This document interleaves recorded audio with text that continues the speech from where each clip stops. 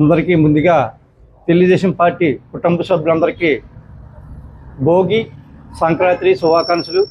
అలాగే మన మాజీ మంత్రి యలమల రామకృష్ణ గారికి అలాగే మన యలమల దివ్య మేడం గారికి, మన ఎమ్మెల్యే అయిన దివ్య మేడం గారికి అందరికీ కూడా భోగి పండగ శుభాకాంక్షలు.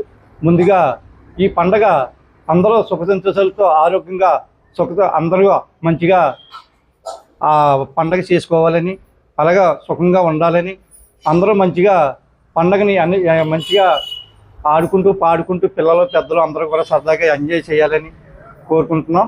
అలాగే ఈ పండగ అంటే మనకి ఎన్ని పండగలు వచ్చినా సంక్రాంతి చాలా ముఖ్యమైన పండగ. మనకి పిల్లలు కానీ పెద్దలు కానీ అందరూ కొత్త బట్టలు తీయించుకొని అలాగే భోగి జరుపుకుంటారు. అలా పండగ జరుపుకుని అలాగే ముక్కను కూడా బాగా ఎంజాయ్ చేస్తారు.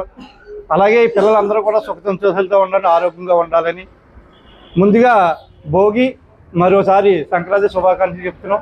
మన కాకరాపల్లి గ్రామాలకు అయితే వచ్చు, రాష్ట్ర ప్రజలకు వచ్చు, తునితాలిక ప్రజలకు వచ్చు, అందరికీ కూడా భోగి శుభాకాంక్షలు, పండగ శుభాకాంక్షలు. అలాగే మన కాకరాపల్లిలో పండగ అంటే మంచి ముఖ్యంగా అందరూ ఒకే రకంగా అందరూ కుల భేదాలు లేకుండా ఈ పండుగను జరుపుకుంటారని కోరుకుంటూ సెలవు తీసుకుంటాం. అలాగే మరి ఈ పండుగలో మా కనకదుర్గమ్మ వారు ఆలయం దగ్గర ప్రతి సంవత్సరం కూడా భోగినాడు ముగ్గుల పోటీ భారీ ఎత్తున జరుగుతుంది.